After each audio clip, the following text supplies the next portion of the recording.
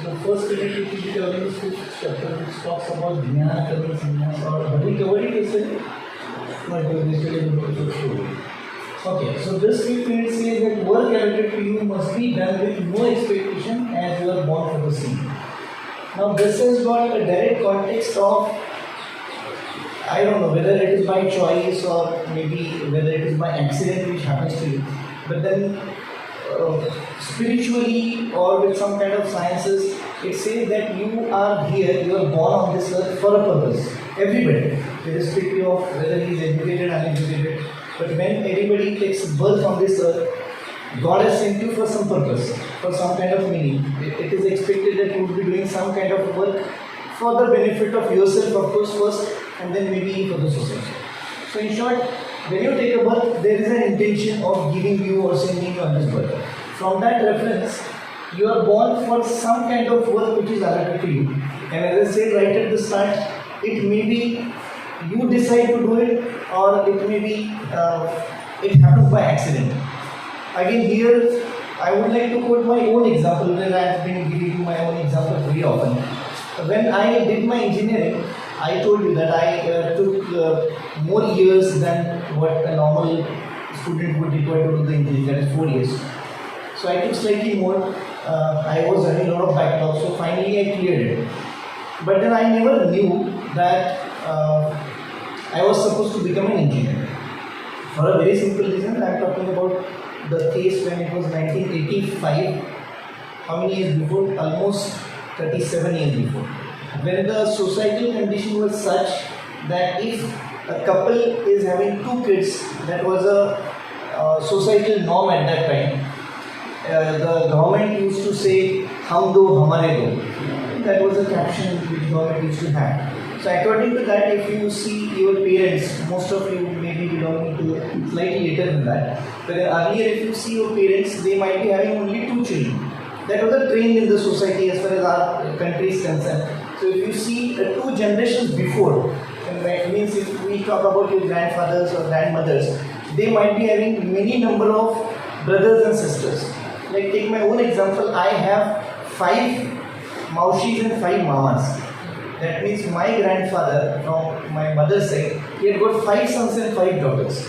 And that's how India was one of the top countries who has got the highest population. So government decided to control it. After China, we still are number 2 and China is still number 1. So our government decided to curb this population. They have come out with many norms by which a family could be controlled.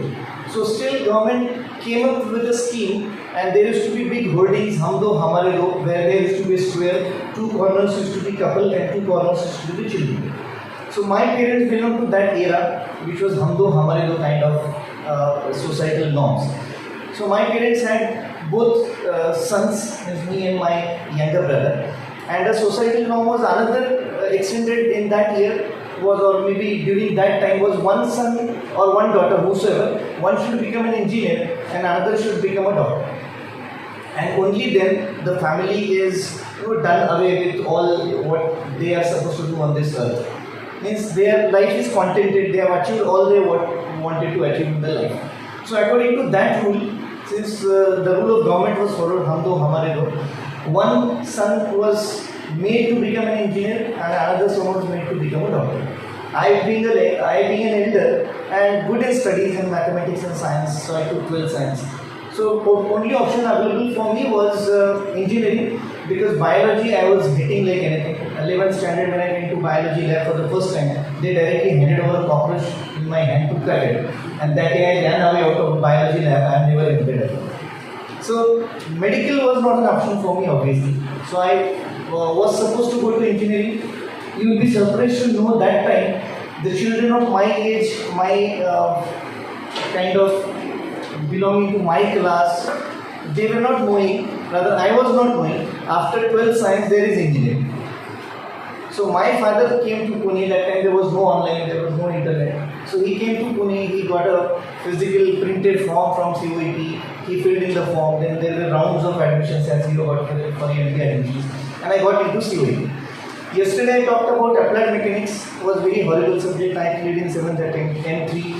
I cleared it in 7th attempt. So there were few civil engineering subjects I cleared it some 5 or 6th attempt. So I took longer years to become an engineer, and then I worked in construction industry, being a civil engineer, and there I came to know that I have allergy of cement. So you can just imagine a civil engineer having an allergy of cement. What can I do for the entire life? But then still I worked in construction industry, then I did my diploma in interior designing, and I continued working with architects and interior designers. What I am trying to tell you, or why I am telling you this, that I was not born to become an engineer. So I never worked other than those 3-4 months which I worked on an engineering site. After that I had been totally into interior design, and I am still into that field. So I was not born to become an engineer. Then later I started working as a faculty member with SVC Polytechnic at the senior group today. So they started on 12th of August 1993. I still remember the day. And that day we started, Navle sir, you might have heard of, the founder of senior group. He was there, then myself, then 2 other faculty, 2 clerk and 1 PU. That's how senior group started. So I started teaching to Polytechnic students, the applied mechanics subject. There I did quite well. I was one of the best teachers in the institute. And then Navle sir told me that we have to do ME, Masters in Engineering, to become into the, or to be into the academic field, because in academics post-graduation is required. So I told sir, you know, how have I done my engineering? So I was never interested in doing engineering. So I cannot do ME. He said, then I'll give you another option. We have recently started with MBA. That was 1994 when senior started their MBA for the first batch. So he said, we have recently started with MBA. Why don't you do MBA?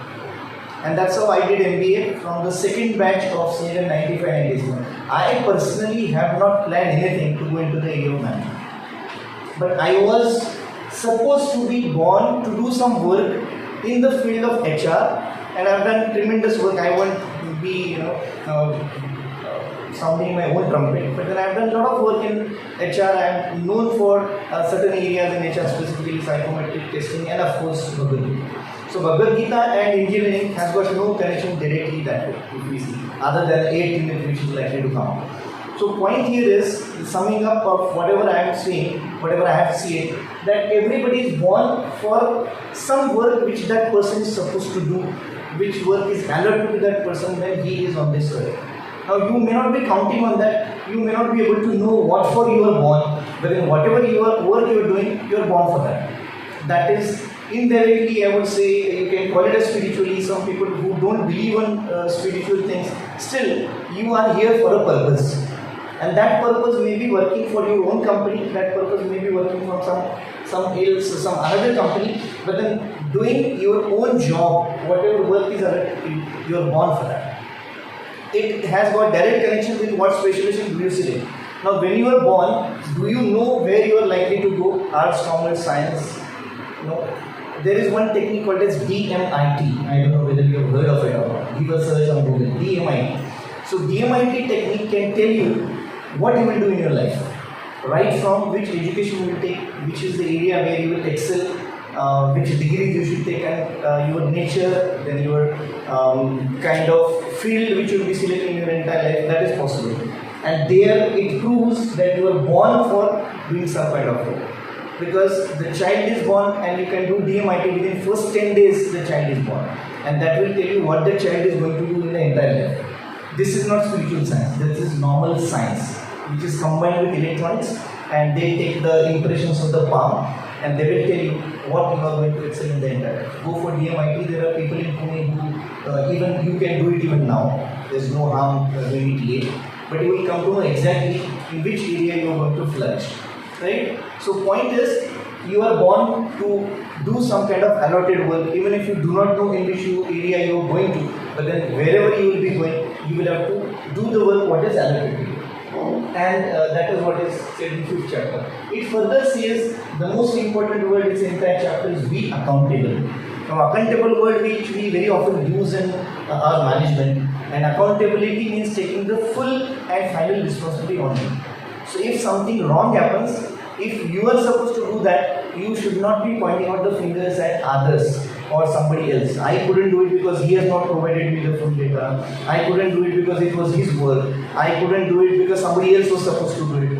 Whenever you are saying such kind of words, you are not holding yourself as accountable.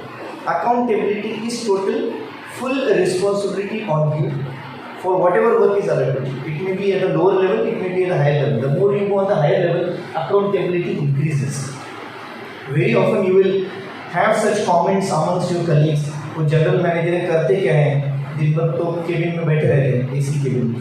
But then why the general manager is paid more if he is sitting only idle doing nothing in the cabin? Why? What he is doing? He is accountable for whatever happens to their company, positive, negative. The people sitting at the top are responsible for that. So whatever happens to any organization, CEO is responsible. So you might have heard that if some corruptions happen in some department of government, even for that matter, in some companies, the CEO is the first person who resigns. For a simple reason, he takes the responsibility of whatever has happened in that company. So you have to be taking accountability whatever you are doing. And that is the place where most of the human beings lack. We always have what a typical human tendency that is called in standard English as passing the buck. Passing the buck is passing the responsibility to somebody else. Specifically, not responsibility, passing the blame to somebody else. So when something is not working, you will always pass the blame to somebody else. When something is working, when something is succeeding, you will always like to take credit. Isn't it? Something succeeds, you will say, but because of me, the entire event or whatever happened is successful. Because of me, the company is progressing. I'll give a very simple, generalistic example which you will understand what do we mean by accountability. See, suppose some company is making progress and the company is given a target to increase the sales by 10%. And next year, if they have a review, they are in a position to come to know that yes, the company has made 10% increase in their turnover. So the number of commodities which are supposed to be sold as compared to last year are more, and they have achieved the target. So who are the people, which is the department who will take the credit of achieving the targets? Who do you think should take the credit? Or who usually will take the credit of achieving the targeted sales? I have given you a hint. Which department will say that because of us we have achieved the target sales? Obviously, marketing. Because when we say target of increasing the turnover, it's target of increasing the sales. Very simple. It may be service industry, it may be any commodity manufacturing industry. So whenever something is selling, marketing people or sales people will always like to take the credit, and they will say it is because we are burning our tears, or we are burning our all efforts, and we are running around into the people, to the people, we are going door to door, we are going to the distribution channels, we are selling to the retailers, etc. And because of us, the target has been achieved. And to some extent it is true, because every salesperson, every marketing unit has been given a target to sell those particular commodities into the market. And because of sales people, the target has gone up. But at that time, marketing people will always say, because of us, we have achieved the target. Whereas at that time, the production people will say that how can you take the credit if we don't have the quality in our product? Will you be able to still sell? There is another competitor who doesn't have a quality. Our quality is better than that. That's why our product is selling. So who is bringing in the quality? It's the production people who is bringing in the quality. So because of us, because of our quality product, only because you are going to sell it or you are able to sell it. Whereas the raw material supplier will say to the production people, how can you bring in the quality when there is raw material quality not available? If you can refer somewhere in the past, I have made a mention of golden rule, raw material processes, output or finished goods. So if there is no quality in the raw material, you cannot have a quality in the finished goods. So inventory people or material supply people will always say, it is because we are giving you the quality in raw material, you are able to produce a good quality material, that's why it is getting sold. So it is because of the quality in the raw material, we should take the credit. R&D people will say, how can you sell when there is the same thing you are selling? If you sell the same commodity to the market, nobody is going to purchase. Let's take the example of that two-wheeler Pulsar, Bajaj Pulsar. So Bajaj Pulsar was the first vehicle who came up with a button called as pass. And what is that button? It used to blink the headlamp once. That is very common in four-wheelers. All four-wheelers have that pass button, but two-wheelers never had. And Pulsar at one point of time, they had got the highest or record-breaking sale in 1 year because of that pass button. So who took the credit? R&D people took it. There were other vehicles by Honda and other similar two-wheeler companies. So Bajaj Pulsar people, R&D people could say that it is because we have come something new as compared to the competitor or the products of the competitor. That is why the sales have gone up. To some extent, in this case, it is true. But then every time R&D people will say, we are doing innovation, that's why you are selling. So we should take the credit of selling or increasing the target every year or achieving the target every year.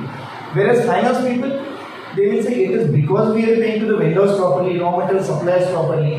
That is why they are giving the quality raw material. That is why they are providing in time. That is why we are able to produce or have the required production, targeted production in time.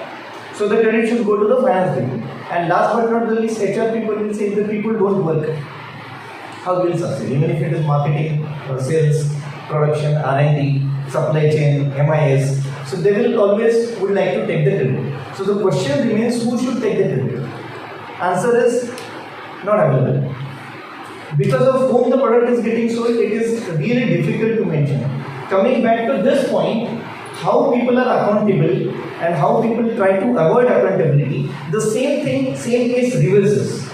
That means if the sales or decided targets are not achieved, then what the sales people will say? It is decided that next year you will have to have 10% extra or additional turnover, additional sales to be done, additional target to be achieved, and sales people cannot achieve it. Rather, they are at the same level or maybe less than the last year's turnover. What will happen? What the sales marketing people will say? They will not hold themselves accountable. They will always say, how can we sell when there is no quality in the product? So they will pass the work to production people.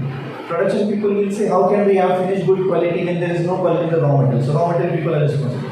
Raw material people will say, how can we bring in the quality raw material when finance people are having a lot of dates for the suppliers or vendors? So they are not paid to them, they are not supplying any kind of quality. HR people will say, you are not paid us the salary for last so many months, why should we work? So when it comes to failure, it is a human tendency, we always pass the buck to somebody else. I am not responsible, somebody else is responsible. But when it succeeds, like anything, I am the one, because of me it is successful. Right? So there is one very nice line which I always like. There are two kinds of people in the world. One who work and second who take credit. You will come across these situations very often at your working places. So you have to decide in which category you fall in.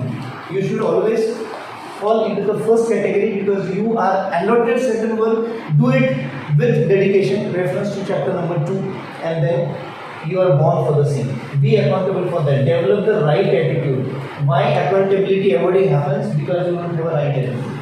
You should be knowing what is your contribution to the work, what is assigned to you, how far dedicated you are doing it. You will find more than 70-80% people will always try to avoid the work. There is some references to motivation theories in our OB.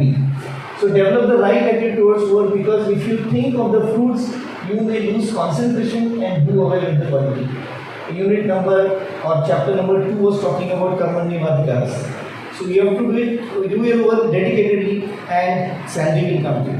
Perks, benefits will come to you. You will get promotions. You will get next probable increase in your salary, what we call it as increment in the salary. So you keep on getting it provided you do your work with concentration, being accountable for that. So don't worry about the fruits, do your work with concentration and do away, otherwise you are likely to do away with the product. If you don't get the fruits, you shall get frustrated. That's the reason why we don't expect anything. I always like such kind of anecdotes. One of such sentences: expectations give frustrations. So the more you expect from anybody, for that matter, in your routine life also, you have got certain expectations from your friends, from your elder brother, from your younger brother, from your parents, from your neighbors, from your friends, from the people which you know. Professionally also, you have got certain expectations. I am not talking about expectations at the level of profession, but at personal level, you have got many expectations from the people around, and if those expectations cannot be fulfilled, then you are likely to get frustrated. Same is true with the work which you have been allotted to do. If you have certain thing in the mind and to get that particular material reward if you are working, then you are likely to get frustrated, because keeping that thing in the mind, you don't get it, you get frustrated. A very simplistic example is you participate in some kind of competition. It may be a simple running competition, or it may be marathon, it may be elocution competition, it may be essay writing competition, any competition for that matter. You be there in the race, you don't win the race, you get frustrated. There are cases people have left their profession because they could not succeed, they couldn't stand first and second. So why that competition is required? Because competition is likely to bring in frustration. Why? Because there is expectation to stand first or second or third. So if you don't have expectation, then there is a possibility of standing first and second. But if you have got that achievement or that target in front of your mind, and if you try to achieve that target, if you don't achieve it, you are likely to get frustrated. But if you simply concentrate on your work, we can have the real life stories of all these sports people, all these athletes who never had thought of becoming or winning a particular championship. They only kept on doing, went on doing the kind of work which is already done with dedication. We can take the examples of all these Milkha Singh, then all these runners and athletes who are even Mary Kom for that matter. What they were doing, they were not targeting to win a particular competition. They tried to develop themselves. You can see any of these movies. They try to develop. You might have heard, I've been always giving you the examples from music and film industry because that's close to my heart. I'll give you an example from music industry. You might have heard the name of Mr. Zakir Hussain, who's the tabla player. His age must be somewhere around 65 plus today, as of today. Even today, he practices for 17 to 18 hours in a day. Slightly less than that nowadays today. But then when he was at young age, he wanted to make a career. He was not interested in getting, his goal was not to become number one tabla player in the world. He simply used to develop himself. To the best of my knowledge, I have heard it in his interview, 14 to 16 hours was his usual practice of playing tabla. You can just assume sitting idle or sitting doing nothing at one place at 14 to 16 hours itself is difficult to do. Do you agree with this? So playing that tabla for 40, let's assume the bare minimum time is 10 hours in a day. 10 hours doing the same thing continuously without any gap or maybe without getting anywhere frustrated is very difficult. And he still does it when he is already number one. With reference to regular chewing gum, example which I have told you on chapter number 1. So even if you are on the top, you have to maintain the position. Being on the top, probably rising to the top is, at times it is very much easy. But being in that position is very difficult, for which you have to maintain. Another example in our routine life, that getting a good health is probably very easy. You join a gym and maybe within 3 months, you will get all those cuts which you want. You will develop it properly. But the moment you leave gym, you will come down. Your muscles will start twitching, your body will start paining. You have to maintain it. So achieving anything probably could be possible overnight also. But maintaining being there, it's very difficult. I have given you another example of Jim Carrey. Because of Mask, he became famous overnight. He became world's best actor overnight. Then another example from recent Hollywood movies is Phoenix, Joker, main actor. He also became overnight successful. But Jim Carrey had continued. Later on, many movies of Jim Carrey came where he became more successful. Another example is Mr. Bean, which I had given earlier. So he continued, they sustained. You can take any example of any person who has become great. They never had any targets. What they did, they simply tried to develop themselves. And that's why they became there. They reached there and they are still there. So point is, don't expect anything. You are likely to get frustrated. Just keep on doing your work dedicatedly. Try to develop more and more skills. Try to develop the skills to be more better and best as compared to anybody else. But don't compare. That was the first lesson in unit number 1. Don't compare yourself. And told to Arjuna that you being Kshatriya and your duty is to fight. That's it. You don't worry who's there in front of you. Your only job is if he is a danger to my kingdom, I am supposed to defeat him. Not necessarily kill him, but defeat him. Maybe put him behind the bars for 25 years and then he won't be able to do anything. So, but fighting is the spirit which is required for a Kshatriya, which is the duty for which he is born. We have yesterday seen. It's not the caste, but it is the kind of quality on the work which you are supposed to do. The society was divided: Brahman, Kshatriya, Vaishya and Shudra. Those are the only 4 categories of the caste based on the work which you are doing, not for which you are born. So, Kshatriya was the category for which Arjuna was trained. Otherwise, all Pandavas were Brahmins. but then they were made to fight, they were trained to fight, and they were born to fight. So work allotted to them was to protect the kingdom, so you should be doing the work. Don't go away from your duty. Swadharma. Swadharma means whatever you are supposed to do as per your birth.